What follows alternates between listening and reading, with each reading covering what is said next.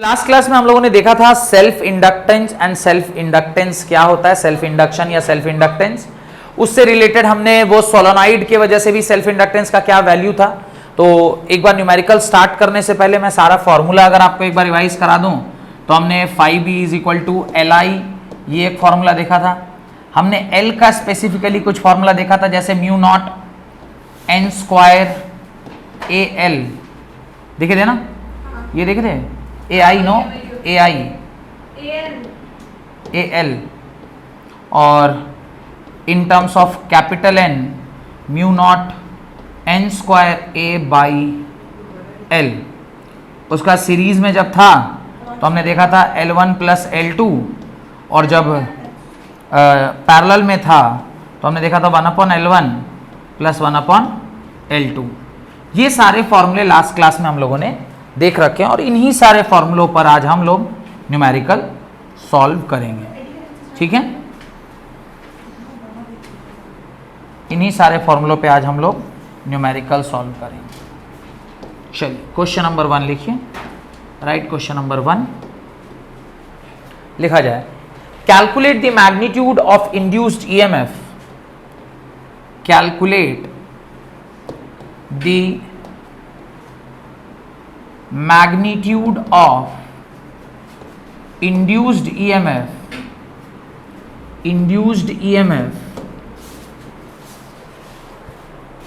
in a coil of inductance, in a coil of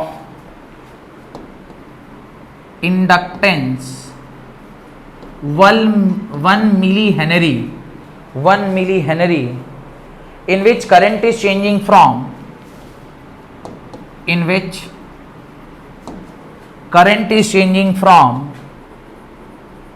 current is changing from 0.1 ampere to 2.1 ampere, 0.1 ampere to 2.1 ampere, done in 0.01 second, in 0.01 seconds. Solve कीजिए। क्या answer आएगा इसका? Induced EMF का formula होता है L di/dt। अगर इसको थोड़ा सा बड़े टर्म्स में लिखा जाए तो you can even write this. अब आपको सवाल में डेल्टा I निकालना पड़ेगा, that is 2.1 minus 0.1 that is equal to 2 ampere, और डेल्टा T की वैल्यू दी गई है 0.01 सेकेंड्स। तो इंड्यूस्ड EMF L का वैल्यू भी दिया हुआ है 1 into 10⁻³ into that is 2 whole divided by 0.01, और जब आप इसको सॉल्व कीजिएगा तो इंड्यूस्ड EMF आएगा 0.2 वोल्ट। तो ये आ गया 0.2 वोल्ट। तो जो आपका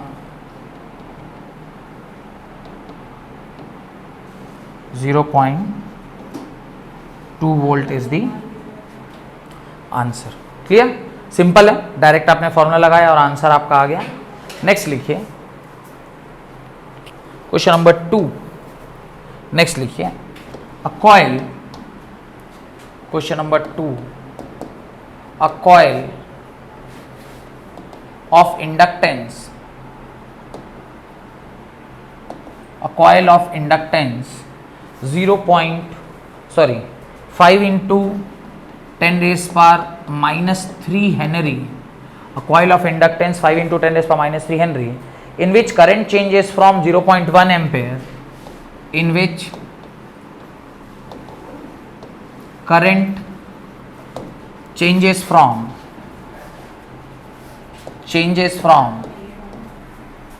0.1 ampere to 4.1 ampere in 0.5 seconds. In 0.5 seconds, calculate the induced EMF. Calculate induced EMF, calculate the induced EMF। मेरे ख्याल से सिमिलर क्वेश्चन है जो अभी हम लोगों ने किया है, उसी के टाइप का। आपको इंड्यूस्ड EMF निकालना है, फॉर्मूला होता है LdI/dt। यहाँ पे नेगेटिव साइन भी होता है, पर हम लोगों को सिर्फ मैग्नीट्यूड से मतलब है। L into change in current by change in time period. Induced EMF L का वैल्यू दिया हुआ है 5 into 10⁻³ into change in current कितना हो जाएगा 4.1 minus 0.1 whole divided by 0.5 whole divide by 0.5। जब आप इसको सॉल्व कीजिएगा आंसर आएगा कितना आ रहा है 40 मिली एम्पेयर आ रहा है, 40 मिली वोल्ट आ रहा है, 40 मिली वोल्ट। देखिए 40 मिली वोल्ट इसका आंसर आ रहा है। डन, बढ़े आगे।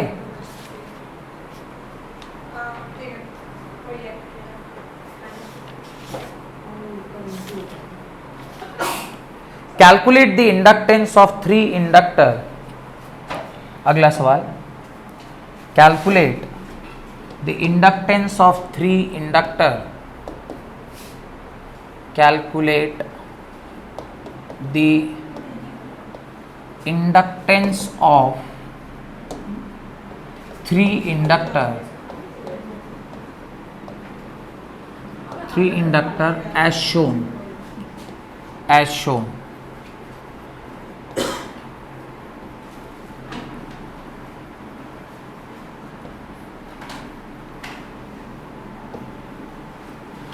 और तीनों इंडक्टेंस की वैल्यू दी गई है।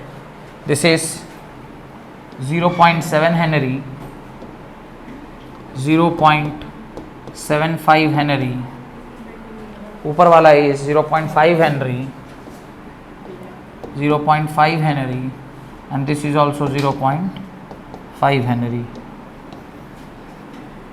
तो इस प्रकार से ये दिया गया आपको, इसका इक्वलेंट इंडक्टेंस निकालना है। आंसर कितना आ रहा है 4.75, 1 हेनरी आंसर आया है। आधा हो जाएगा, पैरेलल है ना, तो आधा हो जाएगा 0.25 और 0.25 प्लस 6, तो L इक्वलेंट जो दोनों पैरेलल में दिया हुआ है उसका L इक्वलेंट पहले निकालेंगे। तो L इक्वलेंट होगा L1 L2 by L1 plus L2। Solve कीजिएगा 0.5 into 0.5 whole divide by 0.5 plus 0.5। जब आप इसको सॉल्व कीजिएगा आंसर आएगा 0.25 whole divided by 1, that is 0.25 henry. और उसके बाद जब L ओवरऑल इक्वलेंट निकालिएगा तो वो होगा, इसको मैं L1 L3 मान लेता हूँ, फिर ये L3 है, ये L1 है और ये L2 है, तो ये हो जाएगा L3 plus L equivalent dash. L3 है 0.75 प्लस 0.25, सॉल्व कीजिएगा 1 Henry will be your answer. तो L इक्वलेंट आपका कितना निकल के आ जाएगा 1 हेनरी निकल के आ जाएगा। डन, बढ़े आगे। सिंपल क्वेश्चन था। अगला सवाल लिखिए, the inductance of a closed pack coil, the inductance of a closed pack coil, the inductance of a closed packed coil, the inductance of a closed packed coil of 400 turns, of how many turns 400 turns, of 400 turns is 8 millihenry, is 8 millihenry, is 8 millihenry.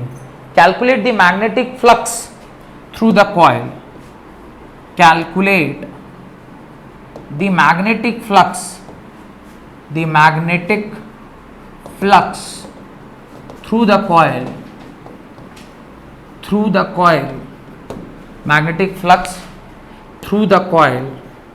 Calculate the magnetic flux through the coil when the current of 5 milliampere, when the current of 5 milliampere is flowing through it.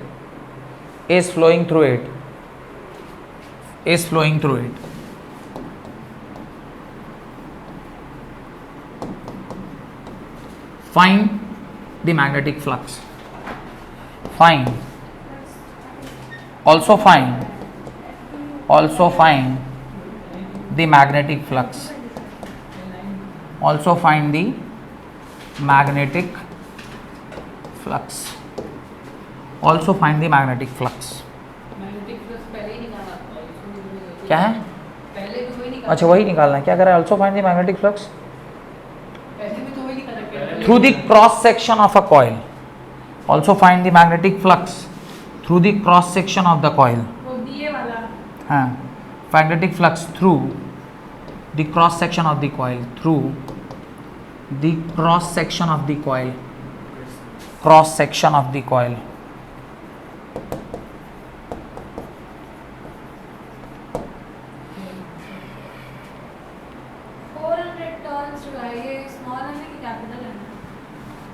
Four 400 turns per unit length होता तो small N होता. अभी 400 turns है मतलब capital N है. Solve कीजिए. पहले वाले का 1.6 इंटू 10⁻² वेबर.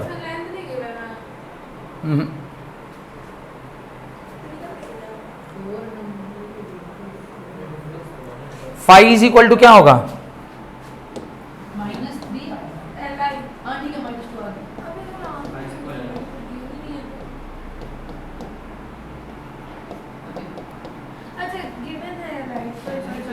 एल दिया है ना 8 मिली हेनरी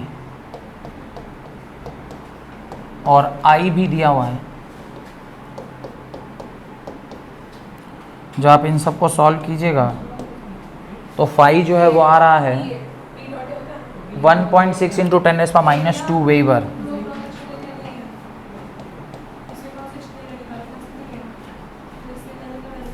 ये first part of the question है. That is magnetic flux through the coil. अब आपसे कह रहा magnetic flux through the cross section. Cross section मतलब ईच टर्न. तो आप इसको 400 से क्या कर दीजिए? डिवाइड कर दीजिए तो ईच टर्न का आ जाएगा.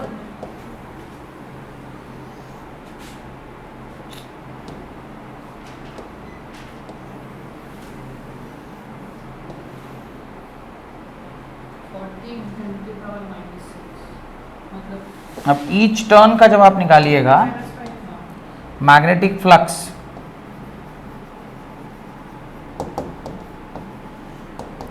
Through each turn. Cross section area means per unit turn. Through each turn इसी फ्लक्स को आप क्या कर दीजिए? डिवाइड कर दीजिए. 5/n 1.6 into 10⁻² weber divided by 400. Solve किया कितना आंसर आया? Answer is 4 into 10⁻5 weber. 4 into 10⁻5 weber. Next बढ़े आगे. अगला सवाल क्वेश्चन नंबर 5 लिखिए. Question number 5.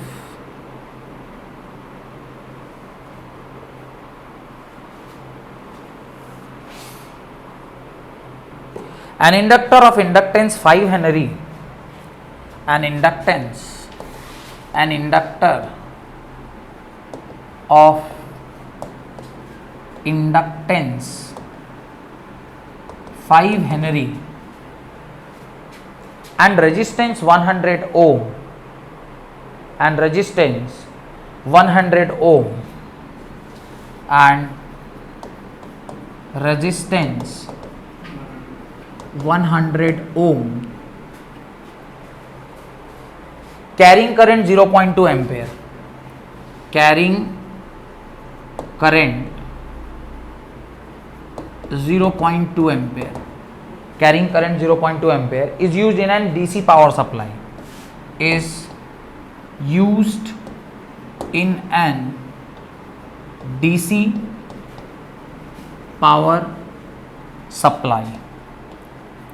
DC power supply में आपने इस तरह का एक इंडक्टर और रेजिस्टेंस ऐसा यूज किया है. Calculate the energy stored in the magnetic field, calculate the energy stored in a magnetic field, calculate the energy stored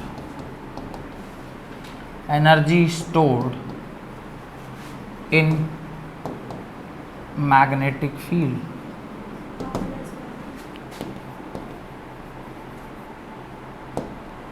Magnetic field. Calculate the energy stored in the magnetic field. 0.1 क्या था formula? Half LI square पढ़े थे ना last class में. तो energy stored is equal to half LI square, दिया है L, half L कितना है 5 इंटू आई दिया है 0.2 का होल स्क्वायर. इसको जब आप सॉल्व कीजिएगा तो ये आ रहा है 0.1 जूल. डन. इस तरह का ही छोटा मोटा सवाल आता है और तो ऐसे कुछ भारी सवाल इस पर आता नहीं है. और एक वो उस पे आएगा जो क्रॉस सेक्शनल एरिया वाले पे, वो भी कर ही लीजिए, वो NI स्क्वायर AL वाला. कैलकुलेट द इंडक्टेंस, आखिरी question, question number 6. Calculate the inductance, calculate the inductance, calculate the inductance of a 25 centimeter long solenoid, of a 25 centimeter long solenoid, 25 centimeter long solenoid,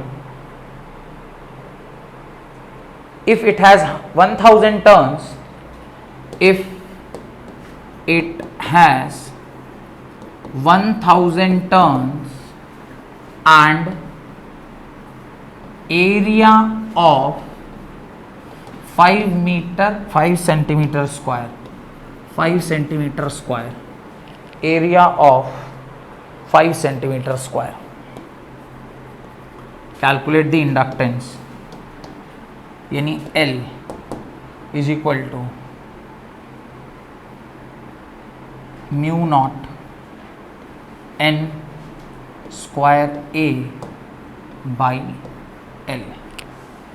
mu naught का value 4 pi into 10 raise पर -7 into N 1000 का whole square into A, area निकालना होगा 5 into 10 raise पर -2, है ना. ये तो सेंटीमीटर मीटर में बदला, स्क्वायर है, ये 10 पर -4 हो जाएगा मेरे ख्याल से, है ना. और एरिया हो जाएगा लेंथ हो जाएगा 10⁻². अब आप इसको सॉल्व कीजिए और जो आएगा वही आपका क्या होगा, आंसर होगा. आंसर में क्या है? -4, 8 पाई इंटू 10⁻². 8 पाई, 8 पाई कौन देगा? पाई में नहीं आंसर है. नहीं पाई में नहीं, पाई को मैंने वो कर लिया, सॉल्व कर दिया है. 6 और ये 7, ये ख़त्म हो गया. यहाँ पे -0.8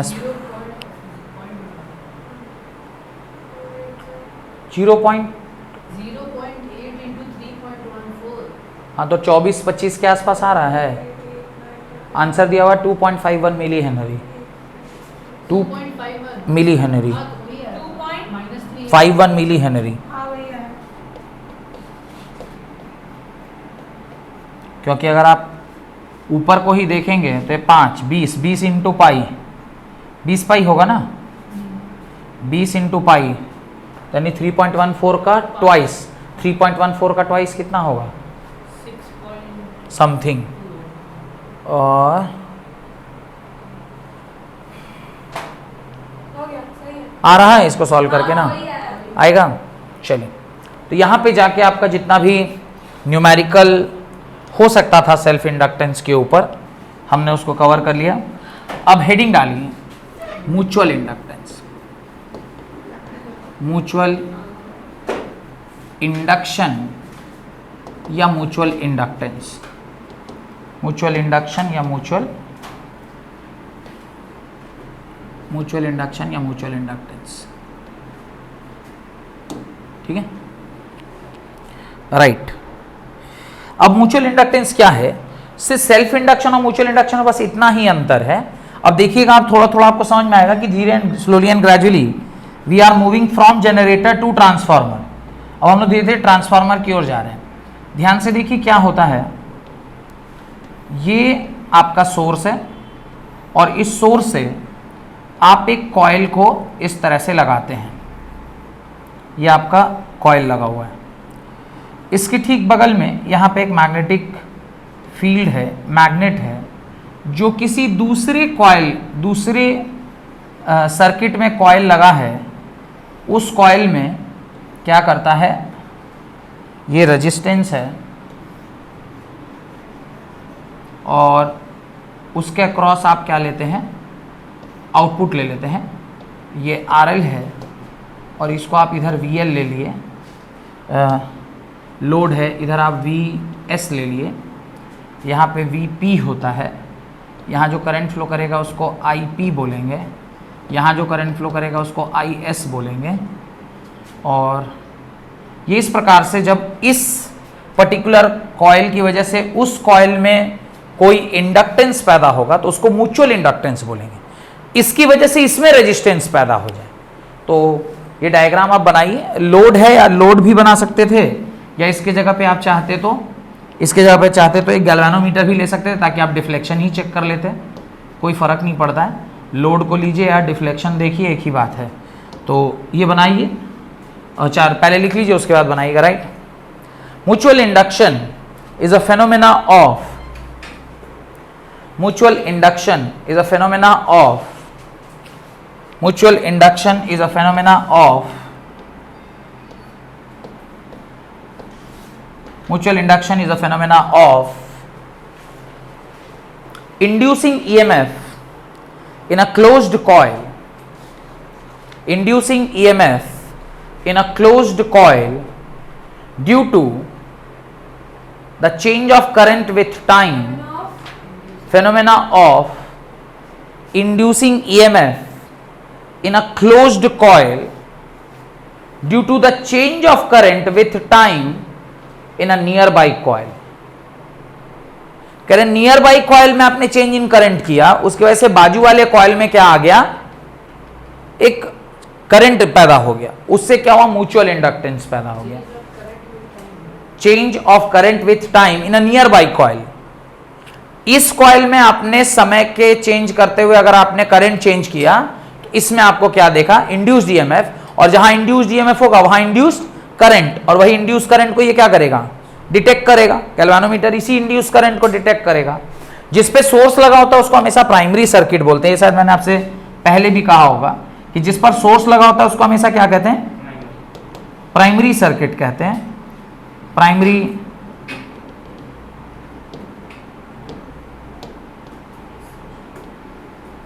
इसको प्राइमरी सर्किट कहते हैं। और जिस पर, जहां पर आप इफेक्ट चेक करते हैं उसको क्या कहते हैं, सेकेंडरी सर्किट या कॉइल, जो भी आप लिखिए, सेकेंडरी सर्किट या कॉइल, सेकेंडरी सर्किट या कॉइल जो भी आप लिखिए उसको लिख सकते हैं। डन।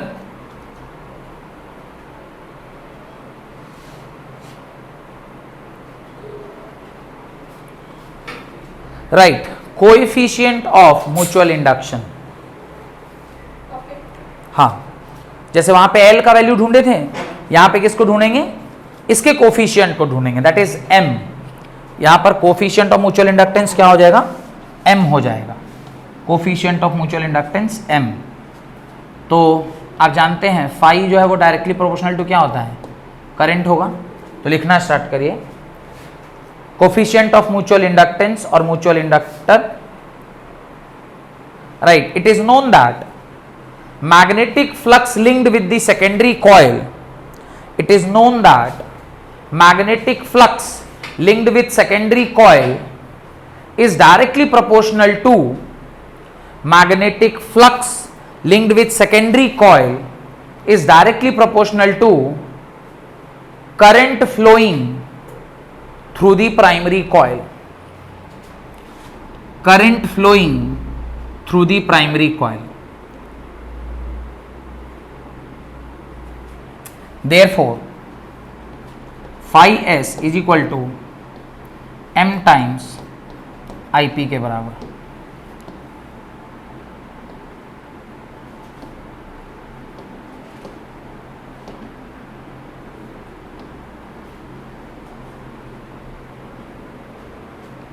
अब देखिए सेकेंडरी कॉइल में कितना फ्लक्स जनरेट हुआ है वो एक्चुअली किसके ऊपर डिपेंड कर रहा है, प्राइमरी कॉइल के करंट की ओर, क्योंकि इसी कॉइल की वजह से इस पे ना फ्लक्स पैदा हुआ, और जहां पर यहां इस वाले कॉइल में चेंज इन फ्लक्स होगा तो इंड्यूस्ड ईएमएफ पैदा होगा, और वही इंड्यूस्ड ईएमएफ से इंड्यूस करंट आएगा. तो इसमें जो इंड्यूस करंट है या चेंज इन फ्लक्स है वो है किसकी वजह से, इसकी वजह से. इसीलिए आपने लिखा है phi s is directly proportional to IP. IP means the current flowing in primary coil. Primary coil में जो करंट फ्लो कर रहा है उसकी वजह से सेकेंडरी फ्लक्स जो है वो जनरेट होगा. फ्लक्स चेंज होगा तो उसकी वजह से इंड्यूस्ड ईएमएफ, और जिसकी वजह से इंड्यूस्ड ईएमएफ उसकी वजह से इंड्यूस करंट. तो ये आप लिख लिए. आगे लिखिए, where m is constant of proportionality, where this m is capital M. हाँ, जैसे वहां पे कैपिटल L था, यहां पे capital M. where m is constant of proportionality, where m is constant of proportionality,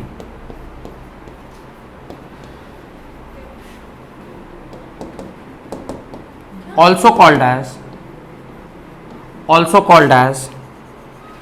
coefficient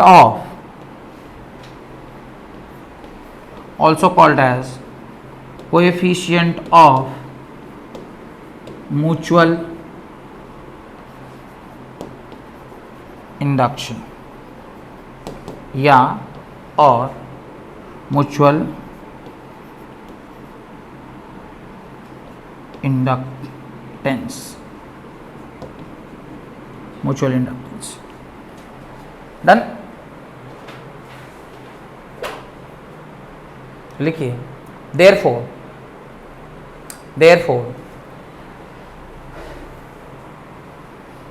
magnetic induction of two coil or circuit, therefore magnetic induction of two coil or a circuit is defined as magnetic induction of two coil or a circuit is defined as the magnetic flux linked with the secondary coil, magnetic flux linked with the secondary coil due to the flow of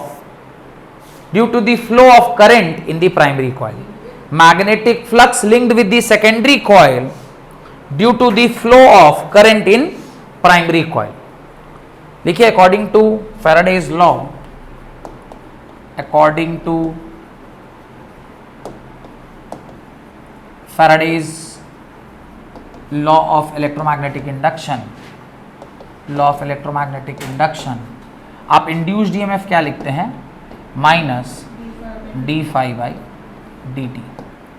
तो induced EMF secondary coil में पैदा होगा जो कि किसके बराबर होगा, minus d phi s by D t के बराबर. माइनस साइन लेंज लॉ की वजह से आया. डी फाई एस की जगह पे क्या मैं अब एम आई पी लिख सकता हूं डिवाइडेड बाई डी टी. यहां तक लिख सकते हैं कि नहीं लिख सकते. और इंड्यूस्ड ईएमएफ, और सेकेंडरी कॉइल में इंड्यूस्ड ईएमएफ सेकेंडरी कॉइल के चेंजिंग फ्लक्स के बराबर, और ये चेंजिंग फ्लक्स अभी थोड़ी देर पहले आपने ये लिखा था. तो E S is equal to minus M D I P by D T. ES is equal to minus this. Unit of mutual inductance is Henry. Unit of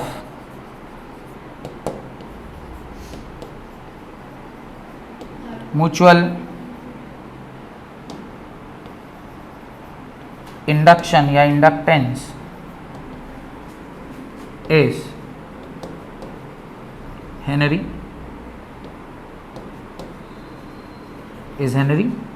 इसको भी ज़्यादातर हम लोग क्या यूज़ करते हैं, मिली हेनरी के टर्म्स यूज़ करते हैं। तो यहाँ से अगर मैं m निकालूँ, m कितना आ जाएगा, m इज इक्वल टू आएगा minus E whole divided by D I P by D T.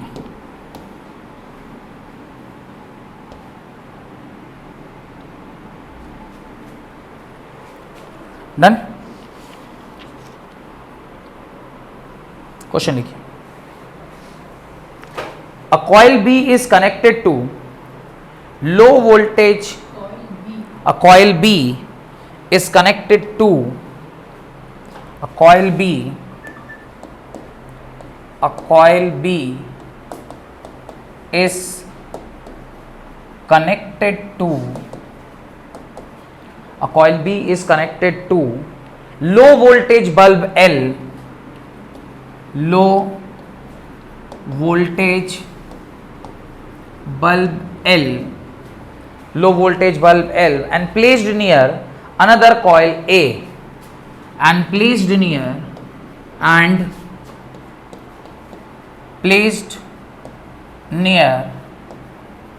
another coil A, एक दूसरे कॉइल A के पास आपने उसको रख दिया। Explain the following observation, explain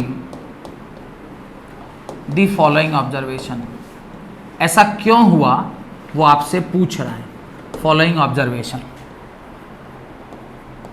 तो सबसे पहले इसके नीचे आप एक सर्किट बनाइए और उसके बाद फिर हम लोग देखते हैं कि क्या वो एक्सप्लेनेशन मांग रहा है। तो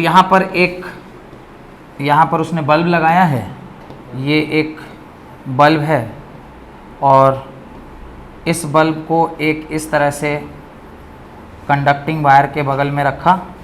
ये सर्किट कॉइल बी है जिस पर बल्ब एल लगा हुआ है, और इसके ठीक बगल में यानी ठीक नीचे एक दूसरा कॉइल लिया है जहाँ पर एक एसी सोर्स लगाया गया है और यहाँ पर एक इस तरह से वापस से इंडक्टिंग कॉइल, और ये एसी सोर्स और ये भी एक कॉइल है जिसका नाम ए रखा गया है। तो ये इस तरह का एक अरेंजमेंट वहाँ देखने को मिला है, ये इस तरह का एक अरेंजमेंट यहाँ देखने को मिला है। डन। ये सोर्स है, एसी सोर्स, ठीक है। अब दो ऑब्जर्वेशन उसने पूछे हैं, फाइंड द बल्ब लाइट्स और bulb get dimmer if the coil B is move upward. कह रहा है बल्ब लाइट्स, पहला ऑब्जर्वेशन बोला है बल्ब जलेगा कि नहीं जलेगा, बल्ब लाइट्स, और दूसरा bulb gets dimmer when coil B is move upward, when coil B is move upward। तो ये आपसे रीजन पूछ रहा है कि भाई पहला बताइए कि बॉल जलेगा कि नहीं जलेगा, और अगर बॉल जलेगा तो बहुत अच्छी बात है। दूसरा पूछ रहा है कि bulb will get dimmer when coil B is move upward, जब आप कॉइल बी को ऊपर ले जाइएगा तो जो आपका बल्ब है वो डिम हो जाएगा। वो क्या हो जाएगा, डिम हो जाएगा। तो आपसे पूछ रहा है कि क्यों ऐसा होगा। सिंपल सा लॉजिक है इसका, क्या लॉजिक है, सिंपल लॉजिक है। पहला लॉजिक यही है कि due to mutual induction, due to what, mutual induction क्या होगा। अब ये एसी सोर्स है, इसके म्यूचुअल इंडक्शन से यहां पे इंड्यूस्ड ईएमएफ पैदा होगा और उस इंड्यूस्ड ईएमएफ से ये बल्ब ग्लो करेगा। तो पहला तो यही है कि bulb will glow because of mutual induction. दोनों अगल बगल में सर्किट रखा है, इस कॉइल की वजह से इसमें म्यूचुअल इंडक्शन पैदा होगा। म्यूचुअल इंडक्शन माने पहले change in flux, change in flux will produce induced EMF, induced EMF will produce induced current and the bulb will glow. तो the bulb will glow, answer लिखेंगे इसका, the bulb L will glow, पहले part का answer, the bulb L will glow due to mutual induction, due to mutual induction. तो एक तो ये bulb glow करेगा। सेकेंड पार्ट में आपसे क्या पूछा है, जब आप इसको अपवर्ड ले जाइएगा, ऊपर की ओर ले जाइएगा, तो आप क्या कर रहे हैं, उसको दूरी बढ़ा रहे हैं कि घटा रहे हैं? दूरी घटा बढ़ा रहे हैं ना, इससे इसको दूर ले जा रहे हैं, तो दूरी डिस्टेंस बढ़ रहा है कि घट रहा है? बढ़ रहा है। और दूरी बढ़ेगा तो फ्लक्स लिंकेज बढ़ेगा कि घटेगा? घटेगा। फ्लक्स घटेगा तो ईएमएफ, और ईएमएफ घटेगा तो ये डिम हो जाएगा धीरे धीरे। तो इसी बात को लिख दीजिए, when the bulb is moved upward, यानी when the coil B, when the coil B is moved upward, flux linked, magnetic flux linked, magnetic flux linked will decrease, will decrease, magnetic flux linked with decrease, magnetic flux linked will decrease and hence EMF will decrease, EMF will decrease, bulb gets dimmer, bulb gets dimmer। और bulb dim होता चला जाएगा, जैसे जैसे आप दूर लेते जाइएगा डिम होता चला जाएगा। क्लियर हो गया? हेडिंग डालिए, mutual inductance of two long coaxial solenoid, derivation है। हेडिंग डालिए, म्यूचुअल इंडक्टेंस, म्यूचुअल इंडक्टेंस, वहां पे सिंगल सोलोनॉइड की वजह से देखे थे, यहां पे दो सोलोनॉइड की वजह से। तो म्यूचुअल इंडक्टेंस ऑफ, या mutual induction of two, mutual induction of two long coaxial solenoid, two long coaxial solenoid, solenoid of equal length, of length कैसा है इनका? of equal length, equal length, of equal length। तो दो coaxial solenoid हैं, उनका mutual inductance अपने को check करना है इक्वल लेंथ वाले सोलोनॉइड का। तो सबसे पहले इसका डायग्राम बनाइए। Let this solenoid, let the two solenoid S1 and S2, let the two solenoid S1 and S2, let the two solenoid S1 and S2 coaxially exist, coaxially exist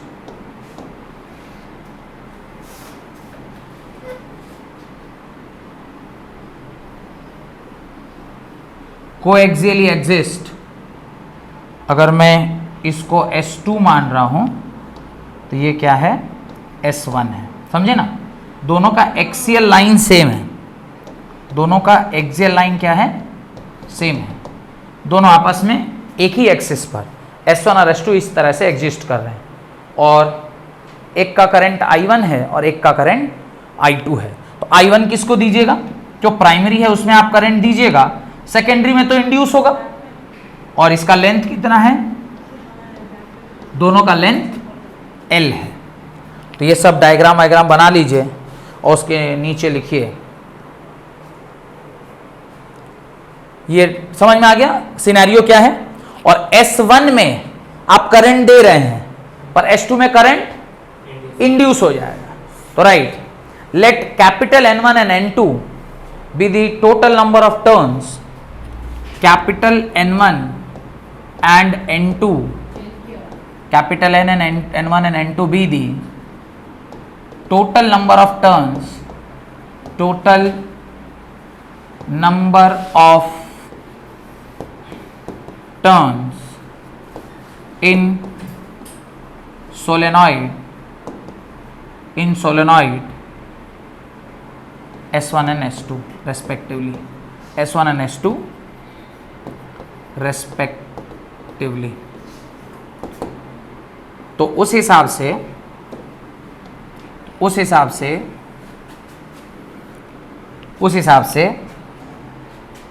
small n1 क्या होगा, n1 by L, और small n2 किसके बराबर, n2 by L के बराबर. ये दोनों लिख लीजिए उसके नीचे. ठीक है. अब यहां पे एक लाइन ऐड कीजिए, n1 n2 निकल गया. Right. Magnetic field inside solenoid S1, magnetic field inside solenoid S1 is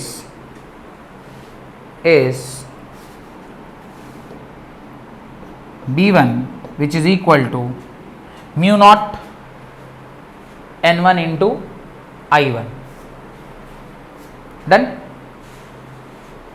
तो अगर इसको कैपिटल N के टर्म्स में लिखेंगे तो क्या लिखेंगे, B1 is equal to mu naught N1 I1 by L.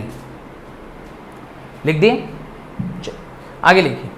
Magnetic flux linked with each turn of solenoid S2, magnetic flux linked, magnetic flux linked with each turn of solenoid S2 वो क्या होगा, S2 is given by phi 2. phi 2 क्या लिखेंगे, phi 2 will be written as B1A. तो d phi 1 एक turn के लिए is called as B1A.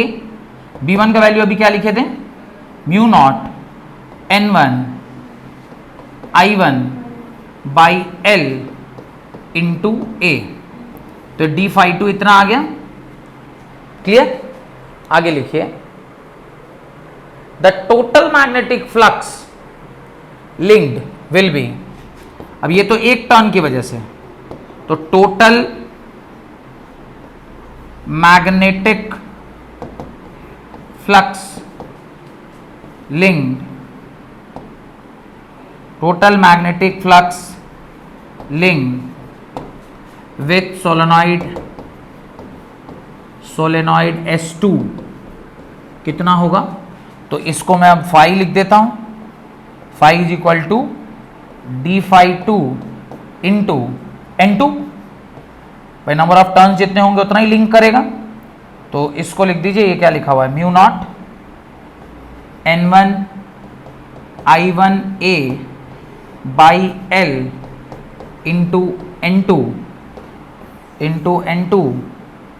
और जब आप इसको वापस से phi 2 लिखिएगा तो ये आएगा mu naught N1 N2 into I1 into A by L. यहाँ तक कोई डाउट है तो पूछिए. नहीं. अब आप खुद ही जानते हैं म्यूचुअल इंडक्शन जो अभी आपने लिखा था वो phi 2 यानी phi S is equal to क्या लिखे थे, M इंटू IP. तो IP यानी प्राइमरी कॉइल और दिस इज सेकेंडरी. तो दोनों को लिख के उसका कंपेयर कर देंगे.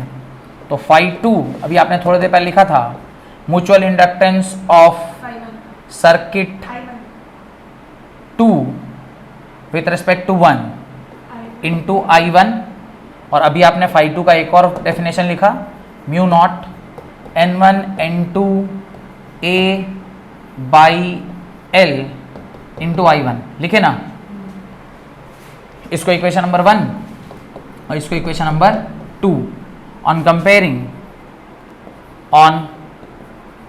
Comparing equation 1 and equation 2, equation 1 and equation 2, क्या मिलेगा? Induction is equal to mu naught N1 N2 A by L। तो देखिएगा डिफरेंस कुछ नहीं आया, वहां पे n स्क्वायर था, यहां पे N1 N2 हो गया।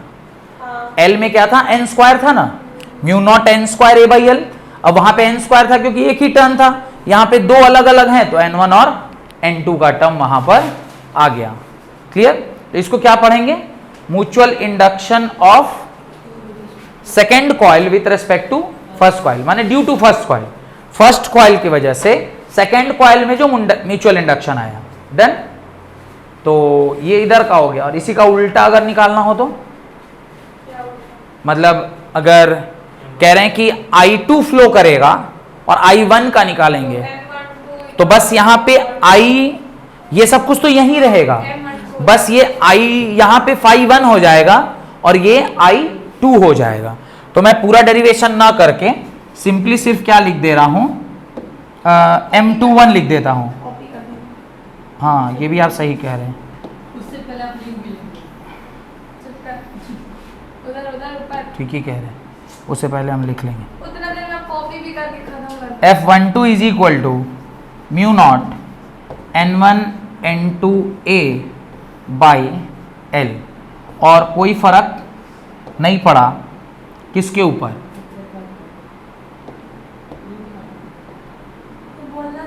कोई फर्क नहीं पड़ा म्यूचुअल इंडक्टेंस के ऊपर। तो यहां से हमें क्या पता चला कि इसका उसके ऊपर या उसका इसके ऊपर, दोनों आपस में एक दूसरे के ऊपर क्या है? सेम है। तो मैं कह सकता हूं कि M21 is equal to M12 is equal to M, और M का वैल्यू किसके यहां बराबर आ गया? Mu naught N1 N2 A by L के बराबर। कोई दिक्कत? M फिक्स हो गया, M क्या हो गया? फिक्स हो गया। और आप क्या कीजिए, ऊपर नीचे जानबूझ के L से मल्टीप्लाई कर दीजिए, मल्टीप्लाई डिवाइड कर दीजिए। उससे क्या बनेगा? एक थोड़ा स्टैंडर्ड टर्म बन जाएगा। देखिए, N1 by L into N2 by L into AL के बराबर, M is equal to mu naught N1 N2 AL के बराबर। तो स्मॉल N1 N2 के टर्म्स में भी आप इसको लिख सकते हैं। वहां पे यही आया था ना, mu naught N square AL, छोटे n में लिखे थे तो क्या आया था? Mu naught N square AL। तो छोटे n के टर्म्स में भी निकल कर आ गया। तो L को ये लिख दिया। अबे ऊपर नीचे L से मल्टीप्लाई डिवाइड कर दिए, तो एक L को इसके नीचे, एक L को इसके नीचे। स्टार्टिंग में N1 N2 लिखे थे ना, स्मॉल N1 N2। ठीक है, अब ये तो हो गया for what? When the solenoids are free space में, मतलब एयर में रखा हुआ है। लेकिन अगर किसी मीडियम में डाल दें इसी सोलोनॉइड को, तो mu naught into mu R आ जाएगा। तो उसके अगले लाइन पे लिख दीजिए, when these two solenoids are kept in some medium, are kept in some medium, are kept in some medium with refractive index mu r, तो m क्या होगा? m is equal to mu naught into mu r into N1 into N2 into A into L, that is M in that particular medium is equal to mu r into M के बराबर।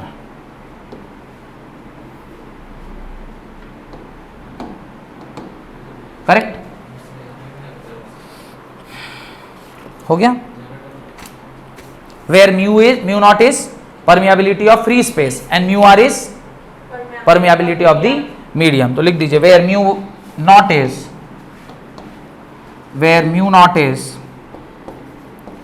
permeability of free space and mu r is relative permittivity. Mu r is permeability of the medium. Permeability of the medium. Done. हो गया. इसके ऊपर एक दो सवाल कर लीजिए और आपका ये टॉपिक भी क्या हो जाएगा, समाप्त हो जाएगा. तो म्यूचुअल इंडक्शन के ऊपर दो तीन सवाल. पहला, calculate the mutual inductance between two coil. Calculate the mutual induction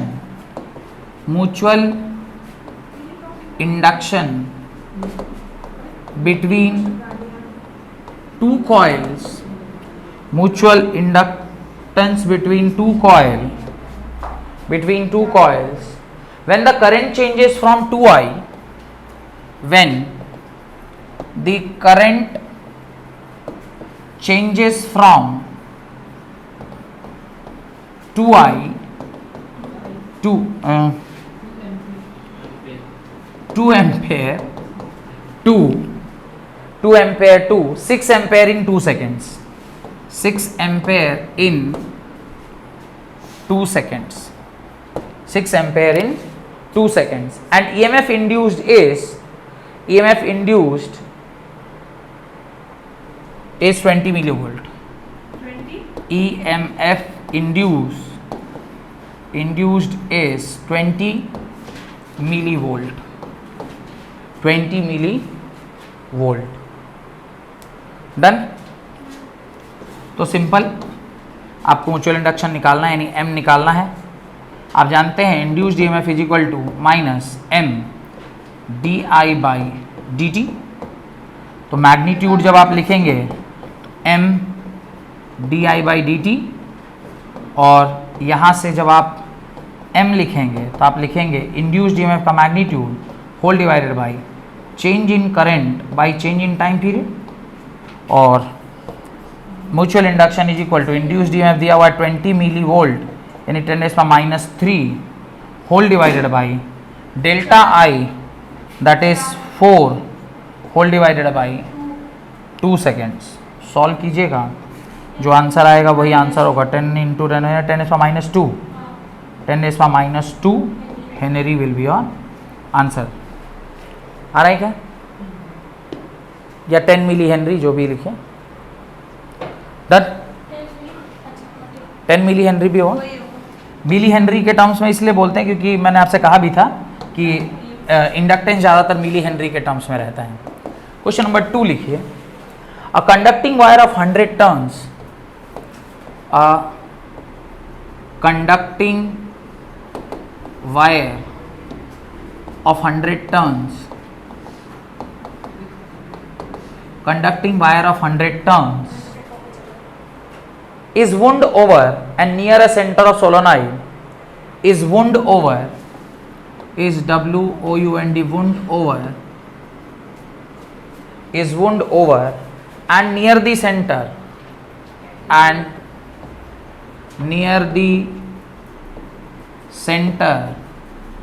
wound over and near the center of a solenoid of 100 centimeter, center of solenoid of 100 centimeter and 2 centimeter radius, having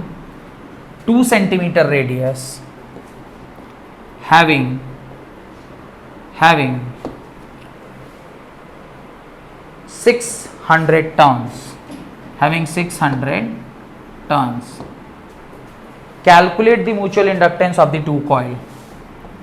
Calculate the mutual inductance of the two coil. आपको mutual inductance क्या करना है, निकालना है। M का formula आपने अभी just पढ़ा है, that is mu naught N1 N2 A by L। मेरे ख्याल से लगभग सारी चीज़ें दी गई है। 4 पाई इंटू 10⁻⁻7 इंटू N1 आपको दिया है 100 और दूसरा दिया है 600 इंटू एरिया के बारे में कोई जिक्र किया है, रेडियस दिया हुआ है तो आपको एरिया निकल जाएगा। रेडियस दिया है ना, एरिया निकल जाएगा। सर्कल का एरिया। हाँ तो वायर तो सर्कुलर ही है ना सोलोनॉइड में, तो रेडियस 2 सेंटीमीटर दिया है तो area pi r square, pi into r 2 into 10⁻⁻2 का whole square, whole divide by length of solenoid 100 centimetre, 100 into 10⁻⁻2। इन सारी वैल्यू को जब आप सॉल्व करेंगे तो मेरे ख्याल से आंसर आएगा 9.47 इंटू 10⁻⁻5, 9.47 इंटू 10⁻⁻5 हेनरी। तो डायरेक्ट सवाल है, दिया हुआ है फॉर्मूला में, बस आपको पुट करना है और आंसर निकाल लेना है। डन। इससे आपका म्यूचुअल इंडक्टेंस भी क्या हो गया, समाप्त हो गया। हेडिंग डालिए, एसी जनरेटर या एसी जनरेटर, हेडिंग डालिए एसी जनरेटर, ब्रैकेट में लिखिए ऑल्टरनेटर या एसी डायनामो, ऑल्टरनेटर या एसी डायनामो। तो ये एक नया टॉपिक है जिसको पढ़ाने में लगभग 1-1.5 घंटा लगता है, और एग्जाम में अगर 5 क्वेश्चन 10 साल में आया होगा तो उसमें 4 बार जनरेटर पूछा गया होगा, एक ही बार आपको म्यूचुअल इंडक्टेंस या सेल्फ इंडक्टेंस का डेरिवेशन होगा या उसके ऊपर न्यूमेरिकल आया होगा। 10 साल में अगर 5 बार इससे सवाल आया होगा तो 4 बार आपसे जनरेटर ही पूछा होगा।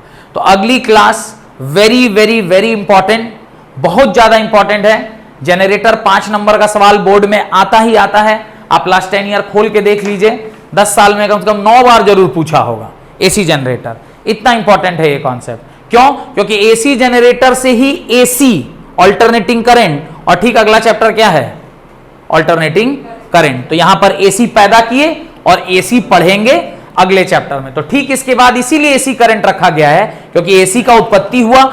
एसी की उत्पत्ति के लिए जितनी आइडिया हम लोग को चाहिए था वो सारा आइडिया हमने इस चैप्टर में ले लिया, चाहे वो सेल्फ इंडक्टेंस हो, म्यूचुअल इंडक्टेंस हो, 2 तार के ऊपर फोर्स हो, उसके ऊपर टॉर्क हो, फोर्स से कैसे वो घूमता है, फ्लेमिंग का राइट हैंड रूल जिससे आप इंड्यूस करंट का डायरेक्शन निकालते हैं, सारा ज्ञान जितना हमें एसी जनरेटर को पढ़ने के लिए चाहिए हमने इस चैप्टर में ऑलरेडी अर्जित कर लिया है। अब इन सारे ज्ञान को एक जगह एक्यूमुलेट करके और हमें एसी जनरेटर अगले क्लास में पढ़ना है, जहां पर आप एसी जनरेटर के बारे में एंड टू एंड बात जानेंगे। 1-1.25 घंटा या 1.5 घंटे का लेक्चर होगा जिसके अंदर पूरा जनरेटर एक ही दिन में समाप्त किया जाएगा। डन। अगर मेरे वीडियो अच्छे लग रहे हैं तो इसे लाइक कीजिए, शेयर कीजिए दोस्तों के साथ, और अगर सब्सक्राइब नहीं किए हैं तो मेरे चैनल को सब्सक्राइब जरूर कीजिए। Thank you very much.